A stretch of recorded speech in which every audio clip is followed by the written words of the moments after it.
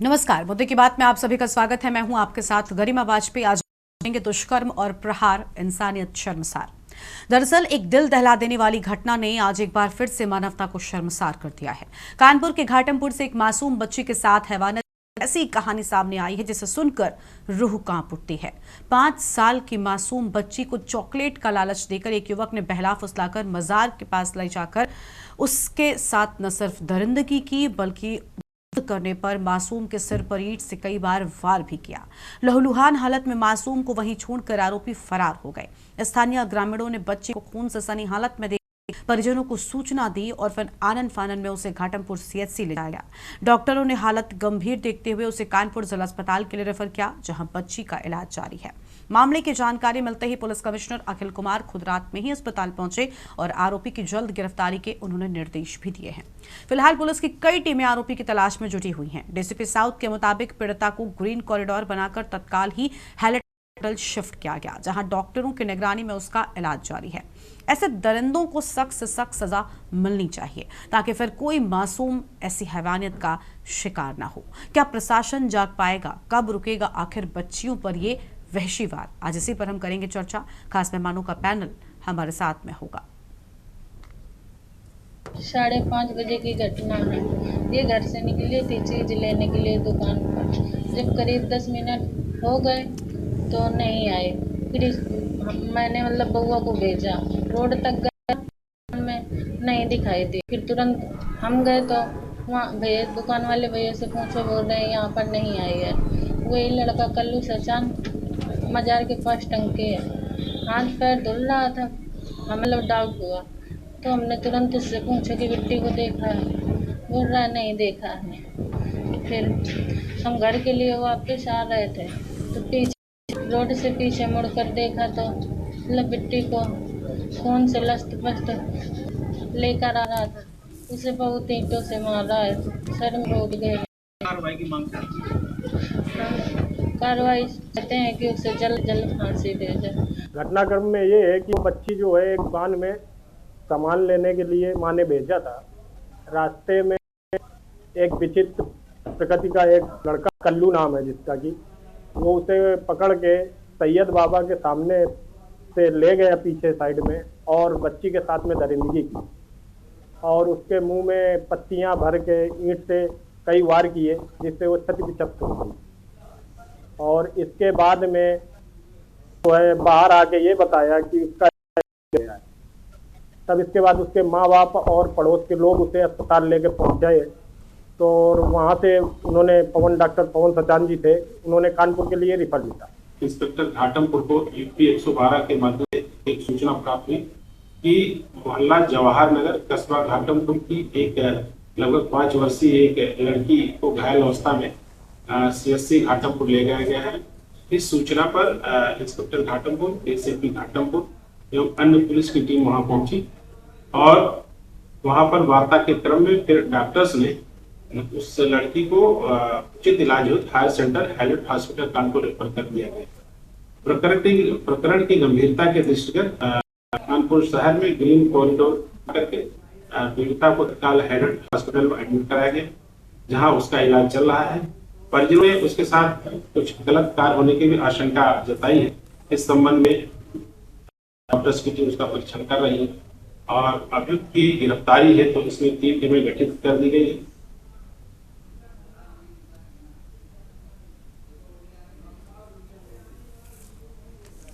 हमारे साथ में खास मेहमान इसी पर चर्चा के लिए जुड़ चुके हैं। सबसे पहले इनसे आपका परिचय कराते हैं। डॉक्टर सुचिता चतुर्वेदी जी हमारे साथ में हैं, से राज्य बाल अधिकार संरक्षण आयोग की ओर से। अपर्णा दुबे जी हमारे साथ में हैं, बीजेपी के नेता।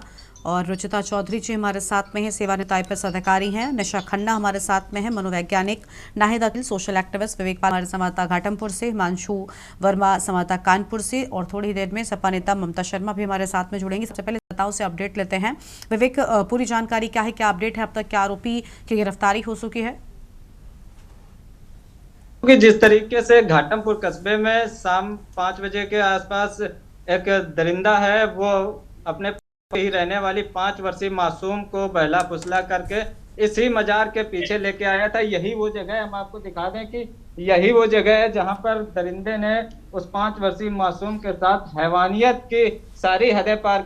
जब बच्ची लहूलुहान अवस्था में यहाँ पर परिजनों को मिली थी तो परिजनों ने आनन फानन में बच्ची को CHC घाटमपुर में भर्ती कराया था। पुलिस को सूचना थी।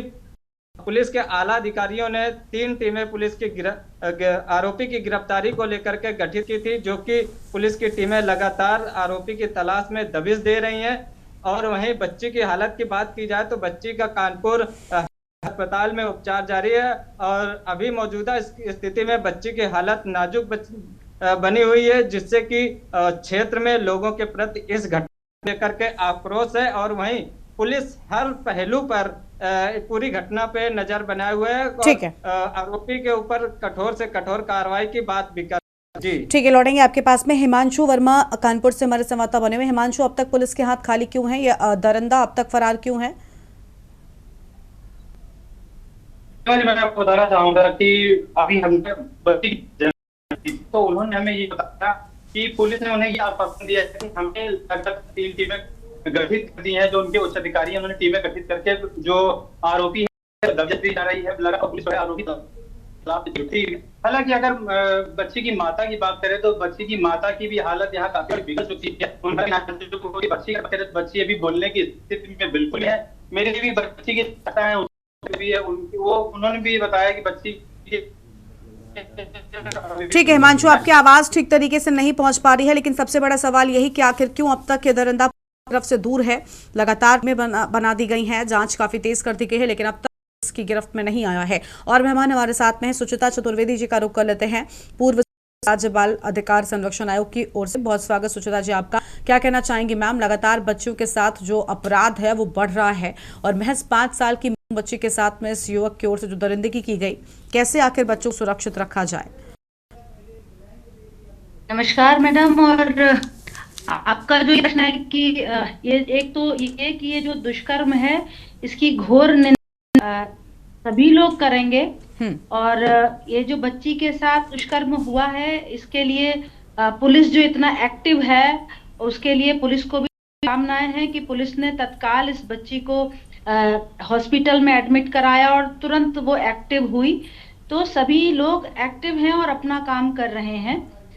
लेकिन जो ये दुष्कर्म है ये बढ़ रहा है, ये कहना थोड़ा सा जल्दबाजी होगी। ये कहना ठीक नहीं है कि ये दुष्कर्म लगातार बढ़ रहे हैं। ये कहना मैम आंकड़े ये कह रहे हैं, ये हम और आप नहीं कह रहे हैं बल्कि ये आंकड़े हैं।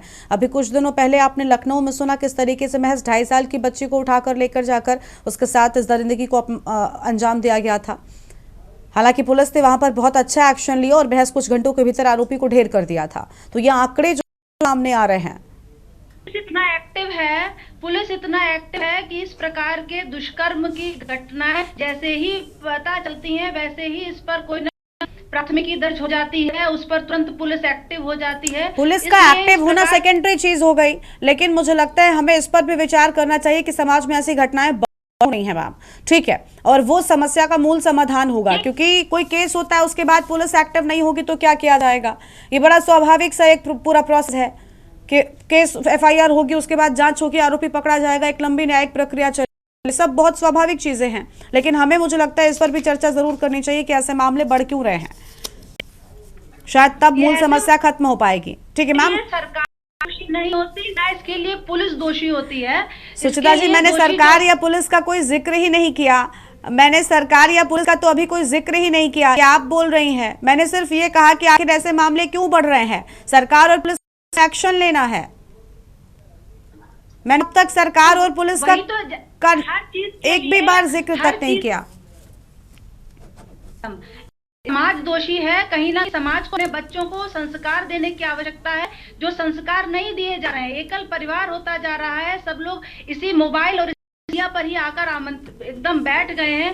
रोज रात आए दिन हर किसी के हाथ में ये स्मार्टफोन हो गया और लोग स्मार्ट हो गए हैं।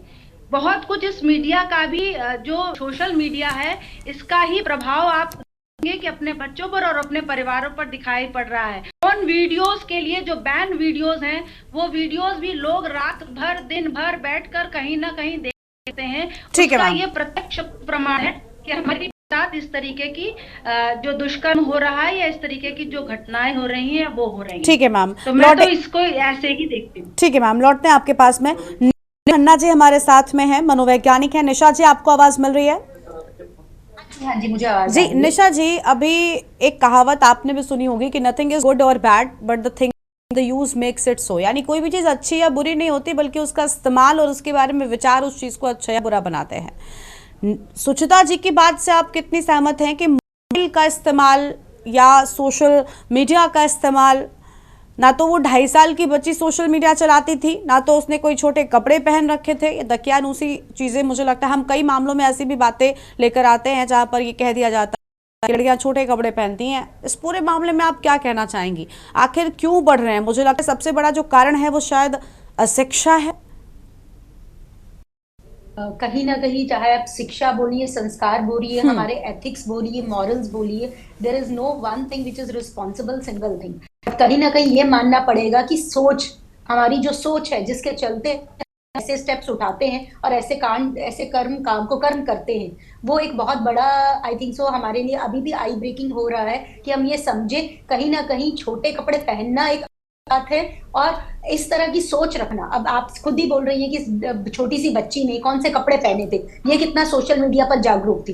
कहीं ना कहीं उस इंसान की सोच ये कुकर्म किया, वो एक मेजर रोल प्ले करती है। उसका बॉर्न एंड ब्रॉट अप, वो इंसान बचपन से कैसा था, उसका वातावरण में उसकी फैमिली का क्या रोल था, उसके एजुकेशन का क्या रोल था, उसके आसपास के एनवायरनमेंट का क्या रोल था। जिस वक्त उसने ये कुकर्म किया, उस वक्त क्या वो इंटॉक्सिकेटेड स्टेट में था या नहीं, वो मेंटल हेल्थ डिसऑर्डर या किसी मेंटल हेल्थ पर्सनालिटी इश्यू से सफर होगा, क्या उसने खुद भी एक चाइल्ड अब्यूज फेस किया है या उसकी ऐसी हिस्ट्री है जिसमें उसने चाइल्ड अब्यूज या ऐसे मॉलेस्टेशन के केसेस कर रखे हैं। जितने भी आप लोगों को उठाइए, आइदर उनकी खुद की बैकग्राउंड हिस्ट्री, जहाँ उन्होंने वायलेंस फेस कर रखा है, उन्होंने खुद वो इस चीज का शिकार होते हैं, उनको आदत होती है बुलिंग करने की। Most of the time anti social personality traits हो सकते हैं। मेरी मर्जी, दुनिया या लॉ या कानून में कोई मायने नहीं रखता, मुझे जो ठीक लगता है मैं वो करूंगा। नार्सिसिस्टिक पर्सनालिटी ट्रेट्स होते सकते हैं, एंटाइटलमेंट, डेल्यूजनल डिसऑर्डर भी हो सकता है कि सामने वाला मुझे इनवाइट करता है ऐसा कुछ करने के लिए, जैसे आप ये बोलते हैं, जिसमें मानते नहीं है ऐसा, बट होता है। और अगर आप किसी सेक्सुअल डिसऑर्डर से भी सफर कर रहे हैं तो आपका सेल्फ कंट्रोल बिल्कुल भी नहीं है, तो ऐसी चीजों में आप कहीं ना कहीं आगे होंगे और ऐसे कुछ उठाएंगे जिसमें आप कॉन्सिक्वेंसेस के बारे में नहीं सोचेंगे, क्योंकि ऐसे फीलिंग होता है, ना ही एम्पैथी नाम की चीज होती है। बच्चे के साथ जब वो कुकर्म कर रहे हैं तो डेफिनेटली उनका ब्रेन, तो अगर उनके पास दिमाग और उन्हें पता है कि इसका कॉन्सिक्वेंसेस क्या होगा, क्योंकि बच्चों को बहलाना बहुत आसान होता है, तो मुझे तो इसलिए इनको सॉफ्ट टारगेट बनाते हैं। और मोस्टली ऐसे लोग, I would say, sexual disorder से सफर कर रहे होते हैं, जो सेक्सुअल इस तरह के कांड करते हैं, स्पेशली बच्चों के साथ, बच्चों के हो या बड़ों के साथ, कोई ना कोई। और डेफिनेटली रोल हम नहीं डिनाई कर सकते, एडिक्शन का रोल हम नहीं डिनाई कर सकते, हम सोशल मीडिया का रोल नहीं डिनाई कर सकते, बट ये विक्टिम का इसमें कसूर कम है, क्योंकि डेफिनेटली बच्चे को तो कुछ पता ही नहीं है ना। एग्जैक्टली मैम, और आज की डेट में बात भी करते हैं गुड टच और बैड टच की। ठीक है। और मैम ऐसे ये भी आप सहमत होंगी कि लोग जो है वो सिर्फ समस्या पर बात करते हैं, उसके असल समाधान होती नहीं है कि आखिर उसकी रूट क्या है, क्यों आखिर ऐसी घटनाएं बढ़ रही हैं। मुझे लगता है किसी एक केस को खत्म कर देना, पुलिस आरोपी को पकड़ लेगी, उसे सजा हो जाएगी, लेकिन इससे इस मामले में भी संपूर्ण न्याय तो ऐसे मामलों में मुझे लगता है कभी भी बच्चे को मिल ही नहीं पाता है। लेकिन ये सोचना कि आखिर कैसे ऐसी समस्याओं को खत्म किया जा सके, शायद वो ज्यादा अहम होगी, जो एक बड़ा परिवर्तन लेकर आएगी। तो उस पर ज्यादा विचार किया जाना चाहिए, किसी एक इंडिविजुअल केस से भी ज्यादा। ठीक है मैम, लौटते हैं आपके पास में। रुचिता चौधरी जी हमारे साथ में है, सेवानिवृत्त आईपीएस अधिकारी हैं। बहुत स्वागत रुचिता जी आपका। एक बेहद जघन्य वारदात को अंजाम दिया गया। 5 साल की बच्ची जो कि सामान लेने गई थी। अमूमन हम देखते हैं ऐसे कई मामले सामने आते हैं जब चॉकलेट या बिस्किट का लालच देकर बच्चों को लोग बहला फुसलाकर इस तरीके की घटनाओं को अंजाम देते हैं।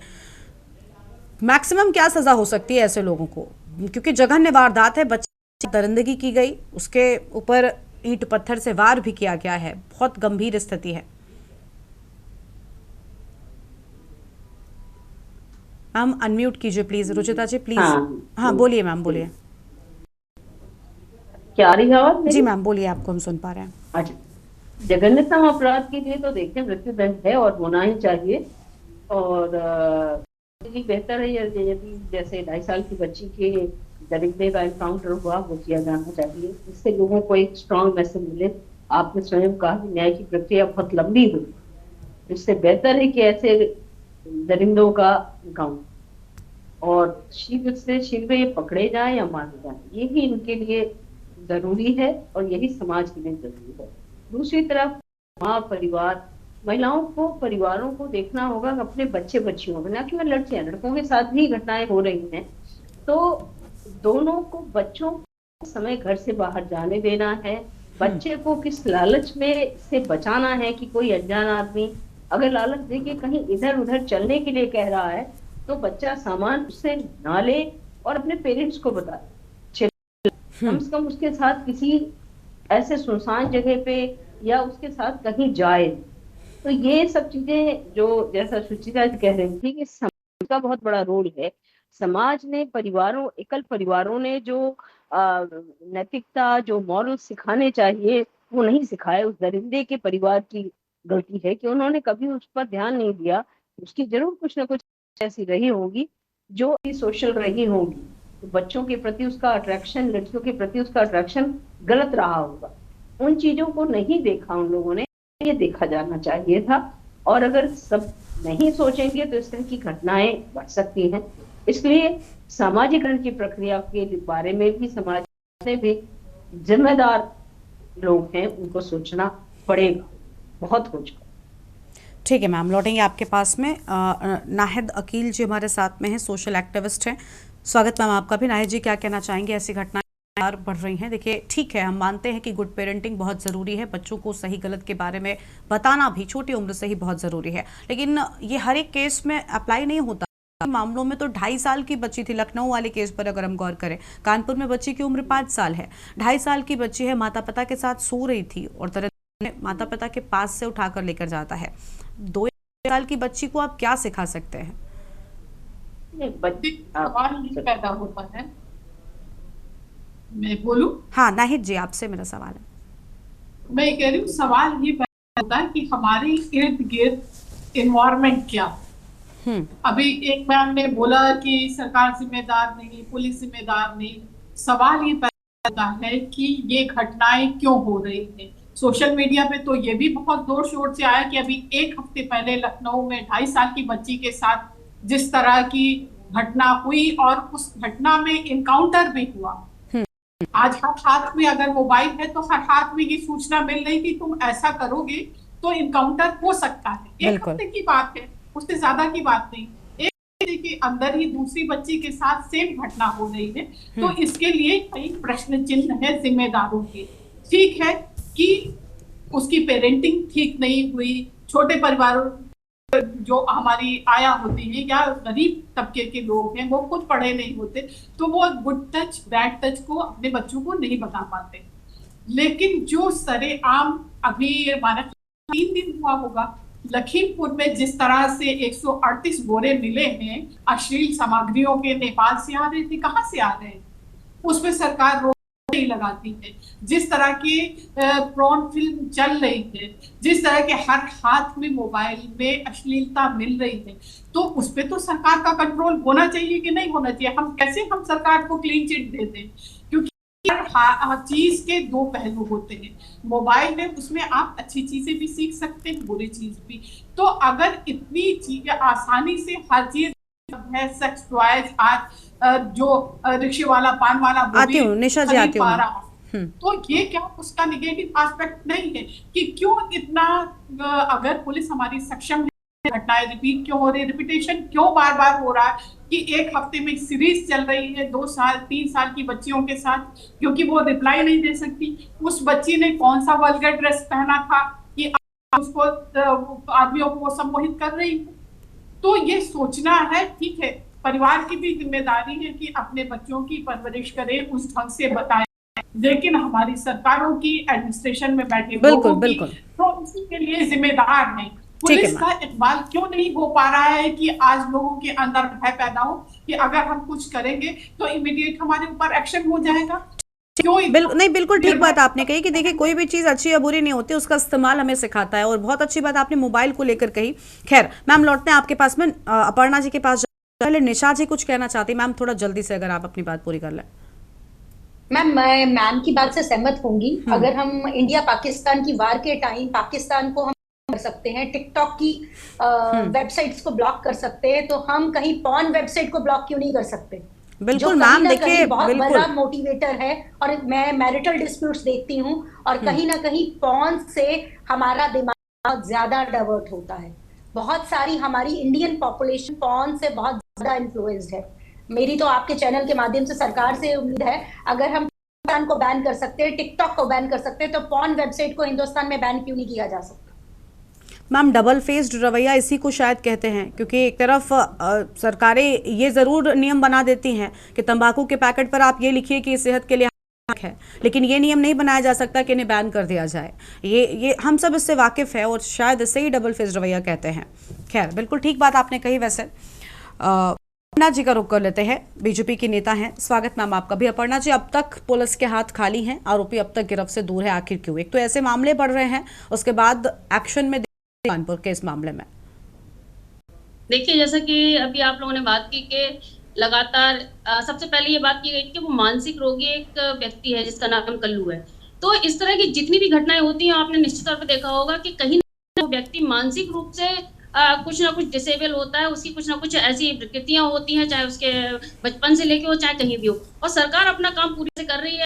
योगी आदित्यनाथ जी के नेतृत्व में हम लगातार देख रहे हैं कि जिस तरह से अभी जो हुआ था 2.5 साल की बच्ची के साथ, उसके साथ जो कि तुरंत एक्शन लिया गया और निश्चित तौर पे पुलिस अपना काम कर रही है। जल्द से जल्द उस आरोपी को पकड़ा जाएगा और कड़ी से कड़ी सजा जाएगी। और बहुत निंदा करती हूँ मैं, बहुत शर्मनाक ये जो हुआ है कार्य, और बहुत निंदनीय है। इस तरह की जिम्मेदारी सभी को लेनी चाहिए और अपने बच्चों को बहुत अवेयर करने की जरूरत है। ये बात ठीक है कि छोटे तबके में इस तरह की चीजें दिखाई जाती हैं, लेकिन इस तरह की घटनाएं हमें बताती हैं कि हमें हमेशा अवेयर रहना चाहिए। और सरकार अपना पूरा काम कर रही है और आदरणीय योगी आदित्यनाथ जी की सरकार में लगातार इस तरह की चीजों पे कड़े एक्शन लिए जाते हैं और पूरी सजा दी जाती है।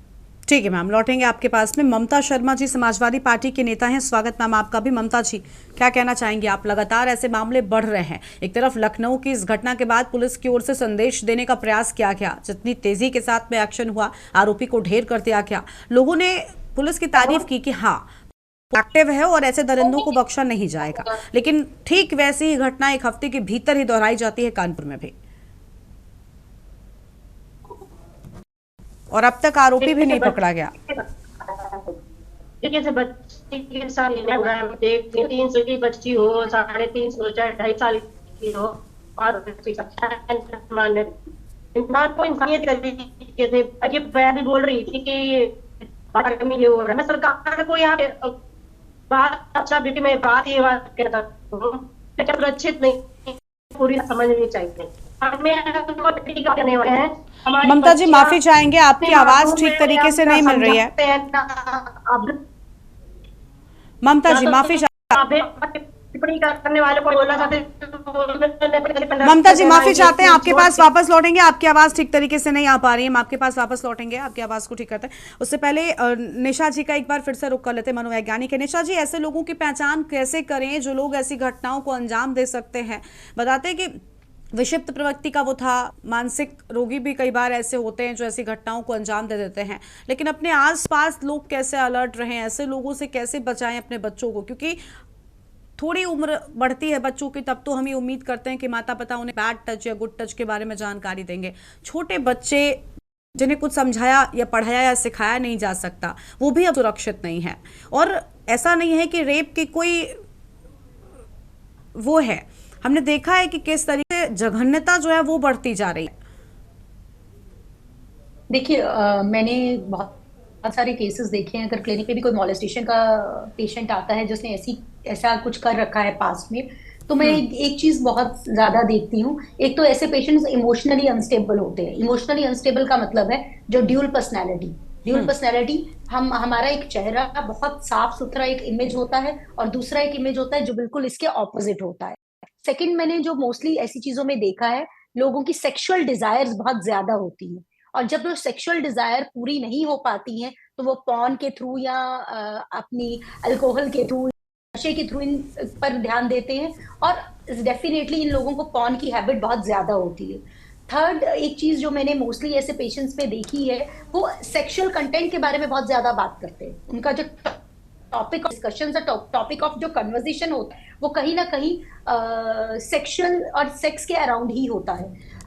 एक और चीज जो मोस्टली मैंने नोटिस की है, जब आप मेंटल हेल्थ इश्यूज की बात करते हैं, और आई वुड से ऐसे पेशेंट्स में कहीं ना कहीं जब आप मेंटल इलनेस की बात करेंगे, बहुत सारे ऐसे लोग हैं जिनमें एक्चुअली में सेक्सुअल डिसऑर्डर से सफर कर रहे होते हैं। मे बी उनकी जो इंटीमेट रिलेशनशिप है अपने पार्टनर के साथ, वो भी कहीं ना कहीं एक क्वेश्चन मार्क में होता है, क्योंकि उनके साथ भी उन्होंने कई बार जबरदस्ती करने की कोशिश कर रखी होती है, और उनका जो मेन फोकस होता है कि ये उनकी डिमांड और नीड का हिस्सा होता है। एक चीज जो ऐसे मैंने पेशेंट्स में देखी है, जब वो ऐसी पास्ट में उन्होंने ऐसी हैबिट्स कर रखी होती हैं, ये इनका एक इंसिडेंट नहीं होता, इनकी हिस्ट्री होती है मोस्ट ऑफ द टाइम। बस कुछ मामले उजागर हो जाते हैं।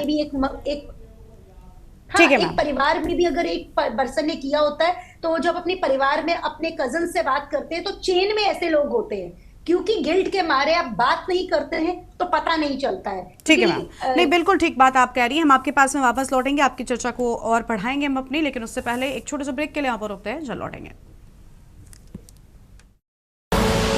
आप देख रहे हैं के न्यूज, खबरों का सारथी।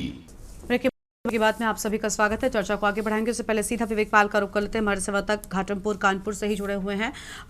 विवेक, हमें जानकारी है कि आप उसी जगह मौजूद है, बच्ची के घर के पास में, और साथ ही घटनास्थल के भी पास में जहां पर इस घटना को अंजाम दिया गया है। आपके साथ में जो लोग मौजूद हैं, अगर वो वहीं के निवासी हैं, बच्ची के पड़ोसी हैं, तो इनसे भी बातचीत कीजिए और जानिए कि वो जो विक्षिप्त व्यक्ति था मानसिक रूप वो किसी इलाके का रहने वाला था, क्या वो यहीं पर रहता था, और लोगों को कभी ऐसा अंदेशा क्यों नहीं हुआ कि वो ऐसी बड़ी घटनाओं को भी अंजाम दे सकता है।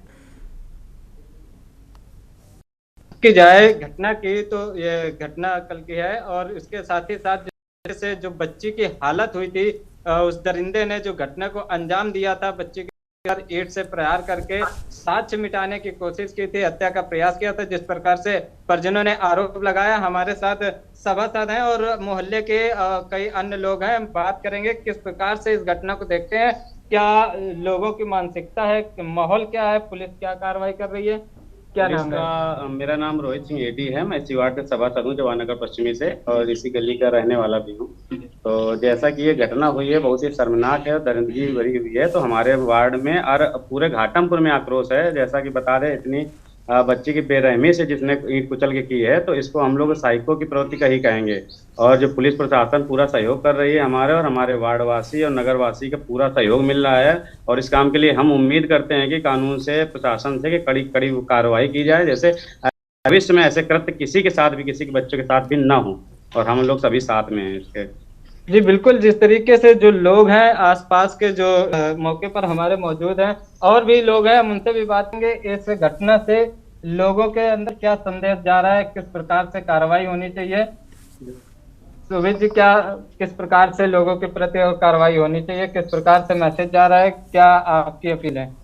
जैसे ये इस घटना को देखकर पूरे घाटमपुर में जो आक्रोश का माहौल है, इस तरीके से जो है अभियुक्त को कड़ी से कड़ी सजा की पूरी मांग करते हैं हम लोग। और ऐसा कि भविष्य में ऐसी कृत्य की दोबारा पुनरावृत्ति न हो, और दरिंदे को पकड़कर सख्त। बिल्कुल, लगातार जो लोग हैं वो भी यही कह रहे हैं विवेक, आसपास के लोगों को भी इस घटना से दुख है, और हम देख पा रहे हैं कि लोगों ने यही कहा है कि सख्त से सख्त कार्रवाई होनी चाहिए। लेकिन बड़ी बात है कि आखिर अब तक पूरे मामले में एक्शन क्यों नहीं हुआ, आरोपी की गिरफ्तारी।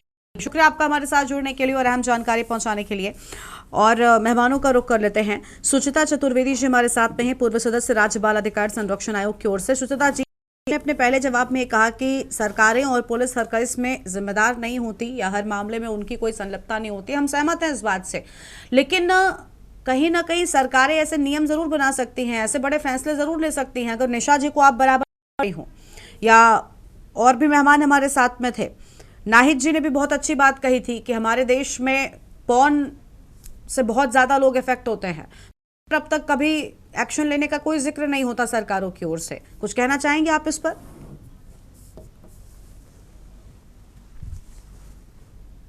सुचिता जी, मैम आप सुन पा रही हैं क्या?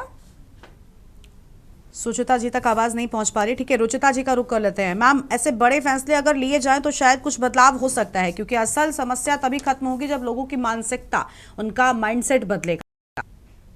बिल्कुल, मानसिकता बदले बिना आप सिर्फ घटना होगी, घटना वर्कआउट होगी, उस पर एक्शन होगा, सजा होगी, ये तो प्रक्रिया है, अपराध में होती रहती है। वो एक पर इंडिविजुअल ऐसी केस दरिंदगी के लिए एक पूरा प्रोसेस होता है। एक पूरा समाज को एक और प्रदेश देश को सोचना पड़ेगा कि ऐसी पॉलिसीज में जैसे मिशन शक्ति चला, तो आपने एम्पावरमेंट, अब सिक्योरिटी के लिए स्पेशली बच्चियों के लिए, बड़ी लड़कियां तो आप उनको गुड टच बैड टच समझा दे रहे हैं, पर आपको आपका बच्चा किस तरह, जैसे मैंने नाइक भी ने शायद मेरी बात को ठीक से नहीं समझा था, सिर्फ उस बच्ची के लिए नहीं कहा था, बच्चियों को हमें समझाना है, साथ ही साथ जो बच्चे हमारे बिगड़ रहे हैं, वो लड़का भी किसी माँ का बच्चा है जिसने इस कांड किया है, उस माँ की भी जिम्मेदारी थी कि अपने बच्चे को हरकत को देखे, अगर वो गलत है तो उसका उपचार कराना चाहिए था।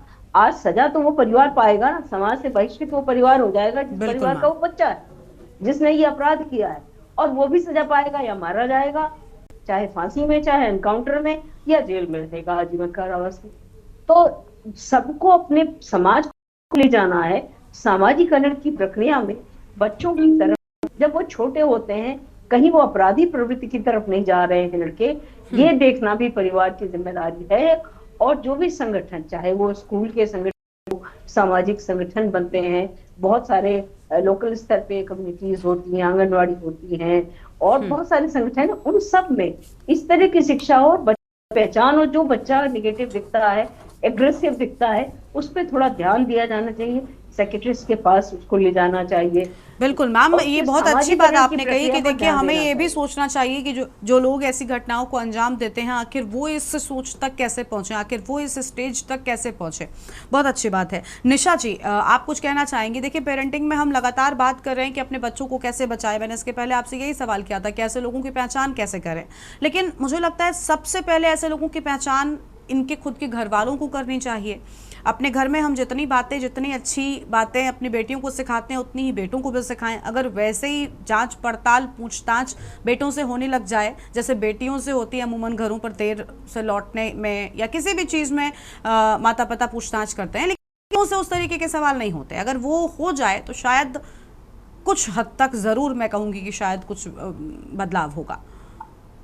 देखिए इंडिया में ना पेट्रियार्की सिस्टम है, तो पेट्रियार्कल सिस्टम में मोस्ट ऑफ द टाइम शायद मेल से सवाल करना तो शायद आउट ऑफ क्वेश्चन है, और अगर मेल से सवाल किया भी जाता है तो ये जाता है कि लड़के ऐसा करते हैं और सोचते हैं ऐसे ही होते हैं, उनकी साइकोलॉजी ही ऐसी होती है, जबकि ऐसा कुछ भी नहीं है। हम जो बच्चों को संस्कार दे रहे हैं, हमारे बच्चे के फर्स्ट प्रिमिटिव 5 years बहुत इंपॉर्टेंट हो। उन पहले 5 सालों में हस्बैंड वाइफ कैसे बिहेव करते हैं, मतलब आपके चैनल के माध्यम से मैं फिर भी बोलूंगी,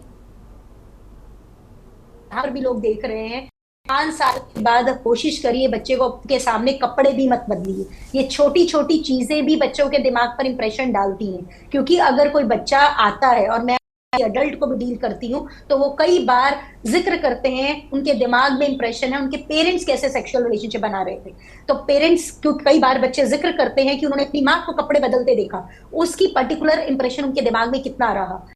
आउट ऑफ लव बहुत सारी चीजें करते हैं, बच्चों की जिद को पूरा मत करिए, ये बिहेवियर यहीं से शुरू होते हैं। बच्चों को ना बोलना सिखाइए, रिजेक्शन सिखाइए, कंट्रोल सिखाइए, हर जिद को पूरा नहीं किया जा सकता। कई बार माँ बाप लाड में आकर ये करते हैं, जो आपने बोला कि मेरे को जो नहीं मिला वो मेरे बच्चे को मिले, चाहे वो हर छोटी से छोटी चीज हो, चाहे वो अच्छे कपड़े हो, चाहे वो खाना पीना हो, ये छोटी छोटी, क्योंकि पावर और कंट्रोल का साइकिल होता है सेक्सुअल अब्यूज में भी, फिजिकल अब्यूज में भी। तो जब भी ऐसे केसेस होते हैं तो आप सोचिए सामने वाली पार्टी डोमिनेट करती है मोस्ट ऑफ द टाइम, अगर वो हमारे नोन सर्कल्स में होते हैं, नेबर्स होते हैं, या हमारे खुद के कोई रिलेटिव या फैमिली मेंबर होते हैं। और ऐसे में मैं ये भी कहूंगी कि अगर बच्चा भी किसी के साथ अनकंफर्टेबल महसूस करता है तो बच्चे को दबाइए नहीं, बच्चे के साथ खड़े होइए और उसके अगेंस्ट स्टेप लीजिए जिस पर्सन ने ऐसा कुछ करने की कोशिश की। बड़ी भूमिका पेरेंट्स की होती है। नहीं बताइए कि गुड टच और बैड टच, बच्चों को ये भी बताइए कि आपको कोई उनके प्राइवेट किसी थर्ड पार्टी के प्राइवेट पार्ट को टच करने के लिए बोलता है, वो भी आप नहीं करेंगे, क्योंकि हम गुड टच और बैड टच में ये सिखाते हैं किसी को आप अलाउ नहीं करिए आपको टच करे, हमें भी किसी को नहीं करना है कि हमें उसके प्राइवेट पार्ट को टच करना है। तो ये छोटी छोटी चीजें और जो साइंस एंड सिम्टम्स हैं वो बहुत क्लियर होते हैं। बच्चे जिद करते हैं, हर बात पर मनमानी करते हैं, गलत संगत में होते हैं। बिल्कुल, यानी अगर पेरेंट्स सही वक्त पर सही समय पर बच्चों को अगर समझा दें या उनके एक्शंस पर गौर करें तो शायद इतनी बात आगे नहीं बढ़ेगी, तब चीजों को आप संभाल सकते हैं। ठीक है मैम, जल्दी से एक आखिरी प्रतिक्रिया नाहिद जी की। मैम, आप कुछ कहना चाहेंगी, कैसे आखिर कम किया जाए हाँ इन मामलों को? पेरेंट्स का इतना रोल है कि बच्चे किस सर्कल में जा रहे हैं, उनका फ्रेंड सर्कल ये भी समझना चाहिए। और दूसरे, हमेशा किसी भी इस तरह के क्राइम करने वाले को मानसिक रोगी कह के छोड़ नहीं देना चाहिए, क्योंकि मानसिक रोगी की अगर बात हो तो फिर पूरी सरकार गिर जाएंगी। जितने नेता हैं, इसका मतलब फिर उनको वहां होना ही नहीं चाहिए। कितने केस तो पार्लियामेंट में आप नंबर देख लीजिए, कितने क्रिमिनल बैठे हुए हैं, कितने सब बलात्कार के केस के लोग बैठे हुए।